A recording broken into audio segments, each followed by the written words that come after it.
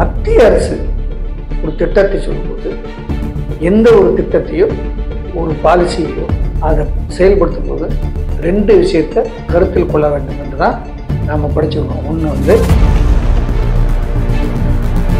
உனக்கு விருப்பம் இருந்தா படி, யாரும் கட்டாயப்படுத்தல, அப்படிதான் இருக்கும் நினைக்கிறேன். அப்படி இல்லைன்னா அது சேலஞ்சவனா கோர்ட்ல நீங்க இவ்வளவு தூரம் பேச வேண்டியதில்லை. அவங்க திணிச்சிருந்தாங்கன்னா நேரம் விவாதமே வேண்டியதில்லை, கோர்ட்டை போய் ஸ்டே வாங்கிடல. நாங்கள் என்ன வேணா படிப்போம், ஹிந்தி படிப்போம், தெலுங்கு படிப்போம், கன்னடா படிப்போம், குஜராத்தி படிப்போம், ஒரியா படிப்போம், பஞ்சாபி படிப்போம், அசாம் படிப்போம், இது வேணாலும் நாங்கள் படிச்சுப்போம். டாஸ்மாக் கடையில் டாஸ்மாக் இங்கிலீஷில், தமிழில் டாஸ்மாக், அப்புறம் ஹிந்தியில் டாஸ்மார்க்கு, இதுக்கு கேரளா பாடலில் போகிறோம், மலையாளத்தில், கன்னடாவில் வருதுன்னா எதுக்கு எழுதுறீங்க? ஒரு டெண்டர் விடுறதுக்கு பத்திரிகை மக்களுடைய கருத்து கேட்குறேன், ஒரு பாலம் கட்டுறதுக்கு மக்களுடைய கருத்து கேட்குறேன், ஒரு மயானம் கட்டுறதுக்கு மக்களுடைய கருத்து கேட்குறேன். நாட்டு மக்களும் தெரிஞ்சுக்கிட்டோம், அறிஞர்லாம் பங்கு பெறட்டும், சம்மந்தப்பட்டவங்கலாம் எல்லா எக்ஸ்பர்ட்லாம் வந்து கருத்து சொல்லட்டும், ஒப்பீனியன் சொல்லட்டும்.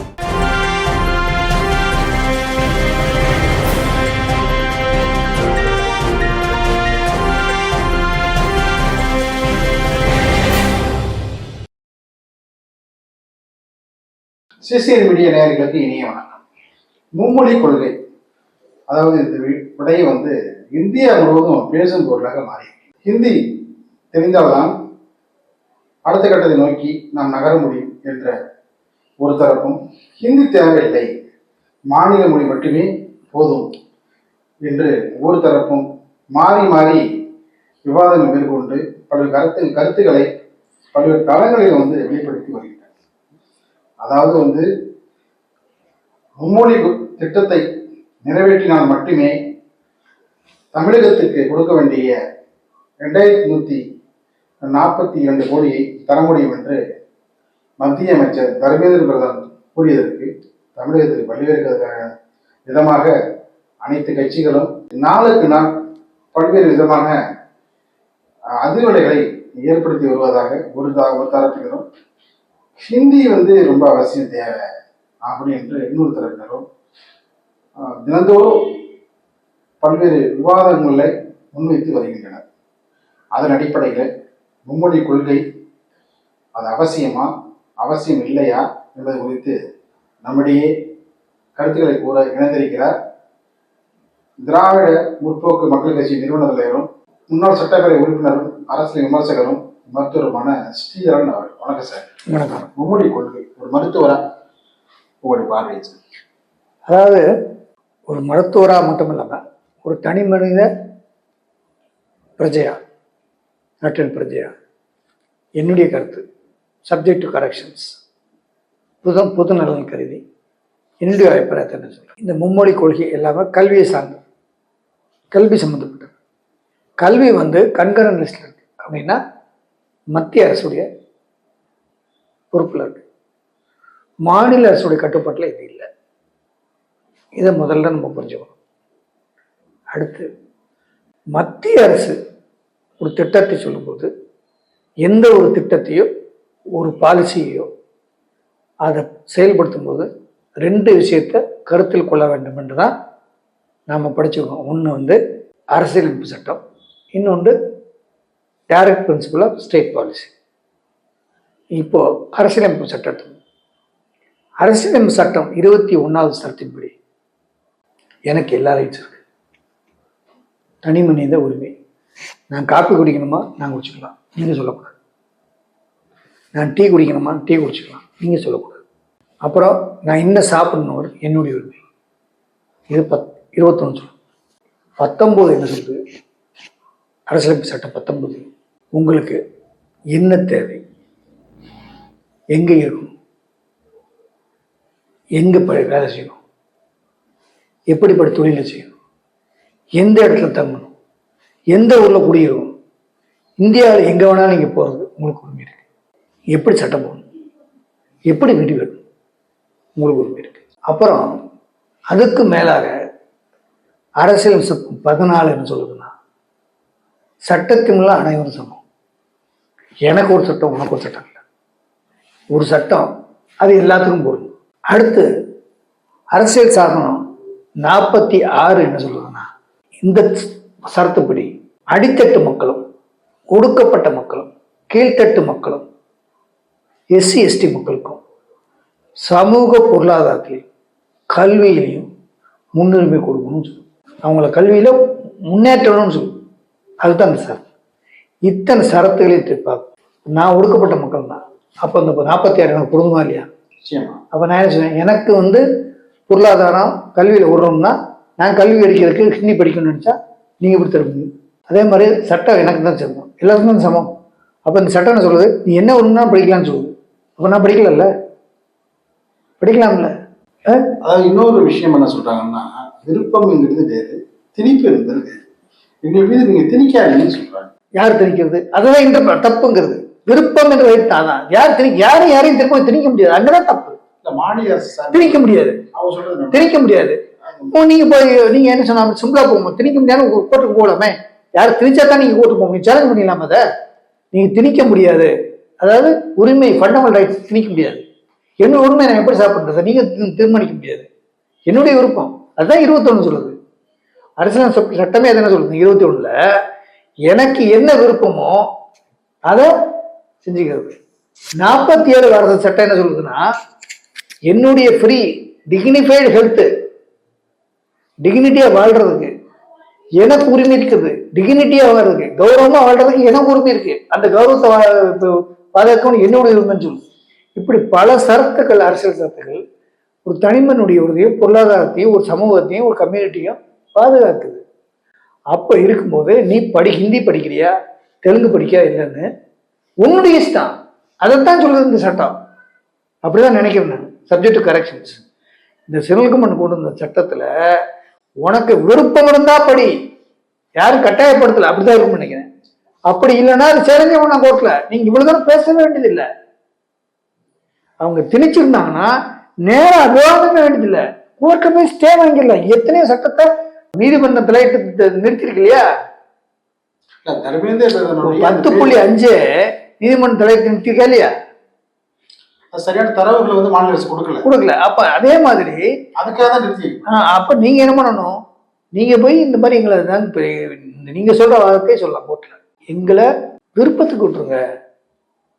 நாங்க என்ன வேணா படிப்போம், ஹிந்தி படிப்போம், தெலுங்கு படிப்போம், கன்னடா படிப்போம், குஜராத்தி படிப்போம், ஒரியா படிப்போம், பஞ்சாபி படிப்போம், அஸ்ஸாம் படிப்போம், எது வேணாலும் நாங்க படிச்சுக்கிறோம். இல்ல தர்மேந்திர பிரதனுடைய இந்த வாதம் இந்த கூற்று சரியா அப்படின்னு தான் எல்லாமே கேட்கிறாங்கன்னா, மும்மொழி திட்டத்தை ஏற்றால்தான் தமிழகத்தில் சேர வேண்டிய நிதியை கொடுக்க முடியும் அப்படின்னு சொல்வது என்பது ஏற்புடையதான் கேட்கிறேன். அது எப்படியான ஆய்வு பண்ணணும் எனக்கு தெரியல. அதாவது அந்த திட்டத்தின் கீழ் வருகின்ற அப்படியா இருக்கும் நீங்க, அதாவது இந்த மத்திய அரசினுடைய கொள்கையின் திட்டத்தில் வருகின்ற இந்த திட்டத்தின் ஒதுக்கப்பட்ட நிதியை நீங்கள் பெற வேண்டும் என்றால் இந்த திட்டத்தை நீங்க ஏற்றுக்கொள்ள எட்டினா தான் நாங்க கொடுக்க முடியும். இல்லை கொடுக்க முடியல, யாருக்குமே கொடுக்க முடியாது. ஒரு திட்டம் திட்டம் சார், இந்த திட்டத்தை செயல்படுத்தினா தான் செயல்படுத்தினால அந்த திட்டத்துக்கு நிதி. தமிழ்நாட்டுக்காக அந்த நிதி கொடுக்கல, இந்த திட்டம் செயல்படுத்துறதுக்கு இந்த நிதி அப்படியே ஒதுக்கிது. ஸோ இந்த திட்டத்தை செயல்படுத்தினா தான் நாங்கள் கொடுக்க முடியும். நீங்க திட்டத்தை செயல்படுத்தவில்லை என்றால் திட்டம் அவங்க செயல்படும், ஆனா நிதி கொடுக்க மாட்டேன்னு அவர் சொல்லியிருக்க மாட்டான்னு நினைக்கிறேன். Subject to correction. ஏன்னா ஏற்கனவே மத்திய அரசு கொண்டு சர்வ சிக்ஷா அபியான் உட்பட அனைத்து திட்டத்தையும் கல்வி திட்டத்தையும் நடைமுறைப்படுத்தி தான் இருந்த மாநிலம். என்ன அது எந்த திட்டத்துக்கும் எதிரான மாநிலம் கிடையாது. ஆமா, அப்படிங்கிறப்ப இந்த திட்டத்தை நீங்க நிறைவேற்றினா மட்டும்தான் நிதி கொடுக்க முடியும் என்ற கூற்று ஏற்புடையதா? அதுதான் சொல்றேன். அது எந்த மந்திரியும் அப்படி சொல்ல முடியாது. அதாவது இந்த திட்டத்திற்கு ஒதுக்கப்பட்டதை இந்த திட்டம் செயல்படுத்தினால், இப்போ ஒரு டேம் கட்டுறோம் சார், இந்த டேம் கட்டினா இந்த இந்த பணங்கள் கிடைக்கும். இந்த டேம் கட்டின பணம் எப்படி கொடுக்க முடியும்? நாளைக்கு ஆடிட் இருப்பாங்கல்ல, சிஏஜி ரிப்போர்ட் பிரச்சனை இருக்குல்ல சார், ஆடிட் பண்ணுவாங்கல்ல, அது செய்ய முடியாதுல்ல. இந்த திட்டத்துக்காக திட்டம் ஒதுக்குறோம், அந்த திட்டத்தை செயல்படுத்தினா அதை கொடுக்க போறோம், ஸ்பேஸ் வேணா கொடுப்போம். திட்டமே செயல்படுத்தணும், அந்த பணம் இதுக்கு எப்படி செலவழிக்க முடியும்?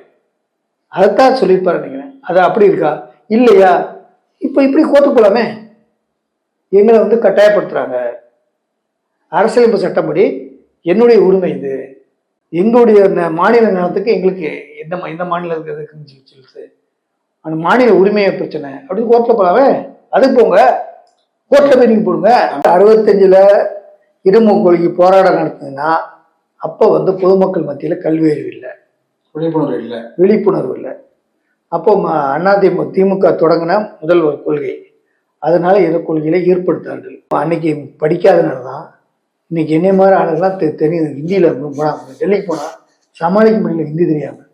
அவன் எவனுமே இங்கிலீஷ்ல பேச மாட்டேங்கிறான் டெல்லியில. இப்ப இன்னொரு விஷயம், தமிழ் ஆளுகளுமே ஹிந்தி தான் பேசுறாங்க, தமிழ்ல கூட பேச மாட்டேங்கிறாங்க. அப்ப நமக்கு என்ன வருதுன்னா, நம்ம ஒரு இந்த ஹிந்தி மொழியை படிக்காம விட்டோமே அப்படின்னு நம்ம இருக்கோம். இப்படி இருக்கும்போது நம்ம கன்னடத்துக்கு போனோம்னா கன்னட மொழி படிக்காம விட்டோமே நினைக்கிறோம். ஆனா எதுவா இருந்தாலும் ஒரு மொழியை கத்துக்கிறது நல்லதே இல்லையா? அப்புறம் எதுக்கு தமிழ்நாட்டில் இத்தனை கல்வி இருக்கு, கல்வி கூடங்கள் இருக்கு. எல்லா அரசியல்வாதி பள்ளிக்கூடத்துலயும் இருமொழி கொள்கை வச்சிருக்காங்க, 3 மொழி கொள்கை இருக்கு. பிரெஞ்சு படிக்கலாம், ஹிந்தி படிக்கலாம். அப்ப எதுக்கு ஆப்ஷன் வச்சிருக்காங்களா? ஆப்ஷன் வச்சுக்கோங்க, விருப்ப பாடமா வச்சுக்கோங்க. விருப்பம் உள்ளவரும் படிக்கட்டும். அதைத்தான் நான் சொல்றேன். விருப்பமானவே படிப்பதை தடைகள் பண்ணாதீங்க. எனக்கு ஒரு மொழி தெரிஞ்சா நல்லது தானே எனக்கு. இப்ப பாத்தீங்கன்னா பல நீங்க சொல்ற மொழி வந்து மும்மொழி கொள்கை இல்லாம தமிழ்நாட்டுல மும்மொழி கொள்கைனே வேணாம் சார். அது அப்படி அந்த வார்த்தை தவறு இல்ல. அது அவசியம் தேவைன்னு ஒரு பேர் மும்மொழி கொள்கை, இருமொழி கொள்கை கம்பல்சரி. 3வது மொழியோ 4வது மொழியோ ஆப்ஷனல், விருப்ப பாடம். இப்படித்தான் பார்க்கணும். இருமொழி கொள்கை என்பது மாநில அரசனுடைய உரிமை, மாநில அரசனுடைய கொள்கை, அதில் தவறில்லை. 3வது மொழியோ 4வது மொழியோ கற்க வேண்டும் என்றால் அது அவரவருடைய தனிப்பட்ட விருப்பம். அது அக்கார்டிங் டு ஃபண்டமெண்டல் ரைட்ஸ் 21, அரசியல் சட்டம் 21வது பிரிவின்படி இருக்கு. நம்ம ஆனால் மருத்துவராக படித்தவர் என்ன சொல்றேன்னா, அதாவது ஒரு மொழியிலிருந்து 2 மொழியிலிருந்து கூடுதலாக ஒரு மொழியோ 2 மொழியோ அல்லது வசதிக்கேற்ப விவரங்களை தெரிந்து வைத்துக் கொள்வது வாழ்வாதாரத்துக்கு நல்லது. 3 மொழி தெரிஞ்சுக்கிறது நல்லது. ஏன்னா இன்னைக்கு இருக்க கடுமையான போட்டி நிறைந்த உலகத்துல அதை வந்து மனசுல வச்சுதான் கேரளாவில் உங்களுக்கு வந்து ஹிந்தி வந்து படிச்சு எல்லாரும் எங்க வீட்டில் எடுத்துக்க. என் பொண்ணு +2 படிக்கும்போது ஆப்ஷனல் சப்ஜெக்ட் எடுக்கணும்னு என்கிட்ட கிடைச்சிருக்கீங்க. அது உன்னுடைய விருப்பம், நான் சொல்லலை. நான் ஃப்ரெஞ்சு எடுக்கட்டுமா ஹிந்தி எடுக்கட்டுமா? ஃப்ரெஞ்சு எடுத்தா யூஸ்பான், ஹிந்தி எடுத்தா ஒரு ஆப்ஷன் ஒன்று கேட்குறாங்க, விருப்பப்படாதுன்னு கேட்குறாங்க. அப்போ உன்னுடைய இஷ்டம், உனக்கு எதுனா நான் சொல்லலை, ஏன்னா சொல்லக்கூடாது. அப்போ அவள் ஃப்ரெஞ்சு எடுத்து படித்தா. அவங்க அதாவது ஒவ்வொரு குழந்தைகளுக்கும் விருப்பம், அவங்களுக்கு தெரியும் எதாவது படிக்கணும், அப்படி படிக்கணும். அதனால் இது வந்து அறிவு சார்ந்த விஷயம், தனி மனித உரிமை சார்ந்த விஷயம். 2 மொழி கொள்கைங்கிறது சமூகம் சார்ந்த விஷயம், மாநில உரிமையை சார்ந்த விஷயம். 3வது மொழியோ 4வது மொழியோ 5வது மொழியோ படிக்கிறது என்பது அவரவருடைய அந்தந்த பிரஜையினுடைய தனிப்பட்ட உரிமை. அது யாரு வேணாலும் படிக்கலாம். ஏன் மும்மொழி கொள்கை தேவைன்னு நான் சொல்லுவாங்க. பாண்டிச்சேரி பகுதியில் இருக்கிற பாண்டிச்சேரி, காரைக்கால் இந்த பகுதியில் இருக்கிறவங்க பார்த்தீங்கன்னா பிரெஞ்சுக்கு வந்து போவாங்க, பிரான்ஸுக்கு போவாங்க. பிரான்ஸுக்கு போகிறப்ப அவங்களுடைய அடிப்படை என்ன தேவை? பிரெஞ்சு தேவை. பிரெஞ்சு இல்லைன்னா அங்கே வந்து விசா கொடுக்க மாட்டாங்க. அந்த நாட்டில் போய் அந்த பணிபுரிகிறதோ அது நாட்டில் போய் நிரந்தரமாக இருக்கிறதுக்கும் அவசியம் தேவை பிரெஞ்சு. பிரெஞ்சு இல்லாத காரைக்கால் பகுதிகள், புதுச்சேரி பகுதிகளெலாம் பார்த்தீங்கன்னா பிரெஞ்சு தெரியாதவங்க வந்து அங்கே போக முடியும். அப்படியே போனால் கூட பார்த்தீங்கன்னா அவங்க பிரெஞ்சு கற்றுக்கிறாங்க. அவங்க வந்து பிரெஞ்சு கற்றுக்காம இருக்கிறப்ப அவங்க படுற கஷ்டத்தெல்லாம் சொல்கிறப்ப ரொம்ப நம்ம வந்து வேதனையாக. அதே போல தான் இந்த ஏனாம் பகுதியிலேருந்து உள்ளே வராங்க, ஆந்திராவிலேருந்து தெலுங்கு பேசுகிறவங்க உள்ளே வந்து பாண்டிச்சேரி பகுதியினுடைய வாய்ப்பு இருக்குதுங்களே, அதை தட்டி பிடிச்சிருக்காங்க. மாகிலேருந்து பார்த்தீங்கன்னா மலையாளி பேசுகிறவங்க உள்ளே வந்து பார்த்தீங்கன்னா இங்கே இருக்க பூர்வக்குடியினுடைய வாய்ப்பு இருக்கு, அதை தட்டி பறிச்சிடுறாங்க. என்ன காரணம்னா இவங்க வந்து தமிழ் தவிர ஆங்கிலம் தவிர இதர மொழிகளை வந்து கற்றுக்கொள்ளாத மிகப்பெரிய ஒரு இந்த நிலை காரணம். அதுதான் இப்போ தெலுங்கு தெரிஞ்சிருந்தாலோ இல்லை மலையாளம் தெரிஞ்சிருந்தாலோ இல்லை பிரெஞ்சு தெரிந்தாலோ அவங்க வந்து பார்த்தீங்கன்னா பல்வேறு விதமான அந்த போட்டிகளை சமாளிக்கலாம். இதெல்லாம் இல்லாத பொழுது பார்த்தீங்கன்னா பின்னாடி வைக்க போகிறாங்க. இதை வந்து இங்கே இருக்கிற தமிழர்கள் வந்து தமிழ் மக்கள் உணர்ந்து இல்லை அது பொதுமக்கள் உணர்ந்துட்டு இருக்காங்க. இது அரசியல் செய்யக்கூடாது, இது பெட்டி பாலிடிக்ஸ். இதில் அரசியல் செய்யக்கூடாது. இது வந்து ஆத்மார்த்தமா அறிவுபூர்வமாக சிந்திக்கணும். யாருக்கும் சப்போர்ட் அரசியலுங்கிறத ஒதுக்கி வச்சு விட்டு இது ஒரு சமூகம் சார்ந்த பிரச்சனை, ஒரு தனி மனிதனுடைய விருப்பம் சார்ந்த பிரச்சனை. அது என்ன பிரச்சனை? இப்படி இல்லை உங்களுக்கு இன்னும் சிக்கலாக இருக்குன்னா மக்கள் கருத்துக்கிறங்க. ஓட்டெடுப்பு கொடுங்க மக்கள்கிட்ட. ஒரு டிஜிட்டல்ல ஒரு ஒப்பீனியன் கேளுங்க, மக்கள் கருத்தை கேளுங்க, தாராளமா காரணம் கேளுங்க. கேட்டுட்டு இது பேசுறதுக்கு இந்த ஒரு மாசம் பேசுறீங்க, ஏறக்குறைய 3 வாரம் ஆச்சு. இன்னும் ஒரு 3 வாரம் கொடுத்து விட்டு கேட்டுங்க, கேட்டு ஒரு டீட்டெயில்ஸ் வாங்க. மத்திய அரசு நமக்கு ஒரு டெண்டர் விடுறதுக்கு பத்திரிக்கை மக்களுடைய கருத்தை கேட்குறாங்க, ஒரு பாலம் கட்டுறதுக்கு மக்களுடைய கருத்தை கேட்குறாங்க, ஒரு மயானம் கட்டுறதுக்கு மக்களுடைய கருத்தை கேட்குறாங்கல்ல. இதை கேளுங்க, என்ன தப்புன்ற நாட்டு மக்களும் தெரிஞ்சுக்கிட்டோம், அறிஞர்லாம் பங்கு பெறட்டும், சம்மந்தப்பட்டவங்கலாம் எல்லா எக்ஸ்பர்ட்லாம் வந்து பதில் சொல்லட்டும், ஒப்பீனியன் சொல்லட்டும், எல்லாம் வாங்கி அலசி ஆராய்ங்க, எதுவும் நல்லதை எடுத்து எழுதுங்க. மும்மொழி கொள்கையை பத்தி இவ்வளவு தூரம் விவாதம் நடக்குதுல்ல சார். சாதி வரி கணக்கெடுப்பது ஒரு விவாதம் வந்து நடப்பதற்கு பல மாதங்கள் ஆகுது தமிழ்நாட்டில். என்ன ரெண்டுமே வந்து பாத்தீங்கன்னா சமூக சார்ந்த விஷயம்தான். இதுக்கு அதாவது இது அரசியல் செய்வதற்காக செய்கின்ற வேலையை தவிர வேறென்றும் இதில் அறிவுபூர்வமாக இல்லை என்பதுதான் என்னுடைய கருத்து. சப்ஜெக்ட் டு கரெக்ஷன் எதுக்கு திருப்பி சப்ஜெக்ட் டு கரெக்ஷனா, இது வந்து இந்த அரசியலமைப்பு சட்டத்தை சார்ந்த பிரச்சனைனால இது என்ன நடக்குன்னு நமக்கு தெரியல. அது முழுசாக தெரிஞ்சால் தான் நம்ம பேச முடியும். மேலோட்டமாக வருகின்ற செய்திகளையும் ஊடகங்களையும், இப்போ சமூக ஊடகங்களையும் பத்திரிகைகளையும் வருகின்ற செய்தியை வச்சு நம்ம பேசுகிறோம். உள்ளார்ந்த ஆர்டரையும் அதனுடைய ஆப்ஜெக்டிவ் நமக்கு தெரியாது. ஆப்ஜெக்டிவ்னா கருத்துருவம் கருத்தாக்கம் நமக்கு தெரியாது. அதெல்லாம் தெரிஞ்ச பிறகு தான் சப்ஜெக்ட் சொல்ல முடியும். ஆனால் மேலோட்டமாக இதை பார்க்கின்ற பொழுது 2 மொழியோ அல்லது 4 மொழியோ ஒரு வித்தையை பல வித்தைகளை கற்றுக்கொள்வது நல்லது. இப்போ பார்த்தீங்கன்னா டாஸ்மாக் தமிழில் எழுதியிருக்கு, டாஸ்மாக் ஆங்கிலத்தில், டாஸ்மாக் ஹிந்தி. குடிப்பதற்கு 3 மொழி அவசியம் தேவை, குடிப்பதற்கு வழிகாட்டி வைக்கிற பதாகைகள். கரெக்டா சொன்னீங்க. ஒரு 3 மொழி இருமொழி கொள்கைன்னு சொல்லிட்டு நீங்க டாஸ்மாக் 3 ஹிந்தி எதுக்கு எழுதுறீங்க? இப்போ ஏன் அந்த ஆளு படிக்கணும் வந்து வாங்கணும் இதில் எழுதுறீங்க? நீங்க உண்மையான அதை எடுக்கணும்ல. அப்படின்னா என்ன இது, என்ன நியாயம்? படிப்பதற்கு மட்டும் 3 மொழி ஏன் தடைய, அதுக்கு மட்டும் எதுக்கு தடை சொல்றீங்கன்னு இந்த ஒரு கேள்வி இருக்கு. அதை பத்தி நான் சொல்றேன். நியாயமான கேள்வி. டாஸ்மாக் கடையில டாஸ்மாக் இங்கிலீஷ்ல, தமிழ்ல டாஸ்மாக், அப்புறம் ஹிந்தியில் டாஸ்மார்க்கு, கேரளா பார்டர்ல போற, மலையாளத்துல, கன்னடா போறது, இதெல்லாம் எதுக்கு எழுதுறீங்க? இருமொழி கொள்கை எதுக்கு எழுதுறீங்க? இது வந்து என்ன, நீங்க என்ன செஞ்சுக்கணும்? அப்போ இது அரசனுடைய கொள்கை, 2 மொழி கொள்கை தான், வேற பேரை எழுதக்கூடாது அப்படி எழுதாம இருக்கலாம்ல? இல்ல படிப்பதற்கு 3 மொழி கொள்கை வேண்டும் அப்படின்னு சொல்றாங்க. குடிப்பதற்கு மட்டும் 3 மொழி சொல்றீங்க, படிப்பதற்கு ஏன் 3 மொழியை வந்து கொடுக்க மாட்டேங்கிறீங்க? அந்த கேள்வி முன்வைக்கிறார் ஒரு மருத்துவரா, ஒரு கல்வியாளரா. கரெக்டா சொல்றீங்க. குடிப்பதற்கு மனம் இருந்து குடிப்பதற்கு 3 மொழி 4 மொழி 5 மொழியை ஏற்றுக்கொள்கின்ற இந்த சமூகம் படிப்பதற்கு 2 மொழி போதும், 3 மொழி வேண்டாம், 4 மொழி 5 மொழியெல்லாம் படிக்கக்கூடாதுன்னு சொல்லுகிறது என்றால் ஐயோ எங்கே செல்வது? யாரை குற்றம் சொல்வது? என்னை நானே நான் குற்றம் சொல்லிக்க வேண்டியதுதான் தவிர வேற என்ன சொல்வது? இது நகைச்சுவையா இருக்கா? நகைச்சுவை இல்லை சார், இது வேதனுடைய வெளிப்பாடு. வேதனை, மக்களின் வேதனை, மக்களே நீங்கள் தான் புரிந்து கொள்ள வேண்டும். நீங்க அதனாலதான் சொல்ற மக்கள்கிட்ட கருத்தை கேளுங்கன்ற. நீங்க கருத்துக்கு அவங்க கேட்கிறாங்க இல்லையோ, நீங்க அனுப்புங்க, கருத்துக்களை சொல்லுங்க. எல்லாரும் சேர்ந்தா எல்லாமே அரசாங்கம் செய்யணும்னு நினைக்காதீங்க. அதுதான் பல தடவை சொல்றேன். அரசியல் ஒவ்வொரு நாட்டினுடைய பிரஜைக்கும் அந்த நாடு வளர்ச்சிக்கும் முன்னேற்றத்துக்கு பங்கு உண்டு. நம்ம அரசோடு ஒத்துழைக்கணும். அரசுக்கு நல்ல நல்ல வழிகளை சொல்றதுக்கு நமக்கும் உரிமை இருக்கிறது. நான் இதை மக்களாட்சி தத்துவம். நம்ம அரசுக்கு நல்ல அறிவுரைகளை, நல்ல ஆலோசனை சொல்ல வேண்டியது நம்முடைய கடமை. இதுதான் பார்ட்டிசிபேட்டரி ரோல். பாண்டிச்சேரி மாநிலத்தை சேர்ந்தவர்கள் 4 மொழியை வந்து அவசியமாக இருக்கிறார்களோ, தமிழ், தெலுங்கு, மலையாளம், பிரெஞ்சு. அதே போல தமிழ்நாட்டிலேயும் விருப்பப்பட்ட வாய்ப்பு இருந்தால் அதையும் வந்து எடுத்துக்கலாம் அப்படின்னு சொல்ல வரீங்க. இதுல என்னன்னா, என்னென்னமோ நம்ம கண்டுபிடிக்கிறோம். ஸ்டேட்லைட் கூட நம்ம இந்த இஸ்ரோ வந்து நம்ம தான் முக்கியமான பங்கு தமிழ்நாட்டில் இருந்து செய்கிறோம். அத்தனை இன்ஜினியர்களும் நம்ம தமிழ்நாட்டில் இருந்திருக்காங்க. இவ்வளவுலாம் முன்னேறிட்டு இதுல வந்து பாருங்க, இது அரசியல்னு பார்க்கறதா, நகைச்சுவைன்னு பார்க்கறதா, தேவைன்னு பார்க்கறதா, இதை சமூகம்னு பார்க்கறதா? இதுல வந்து அறிவார்ந்து சிந்திக்க வேண்டும். யாராக இருந்தாலும் அறிவார்ந்து சிந்தித்து சமுதாயம் சார்ந்த, பொருளாதாரம் சார்ந்த, கல்வியில் முன்னேற்றம் சார்ந்த மாணவர்களின் எதிர்காலம் சார்ந்த, மாணவர்களின் விருப்பம் சார்ந்த ஒரு முடிவை எல்லோருக்கும் எடுக்க வேண்டும் என்று எல்லோருக்கும் பொறுப்பு இருக்கிறது. அத்துணை நாட்டினுடைய பிரஜைக்கும் தமிழ்நாட்டின் அத்துணை பொதுமக்களுக்கும் பொறுப்பு இருக்கிறது.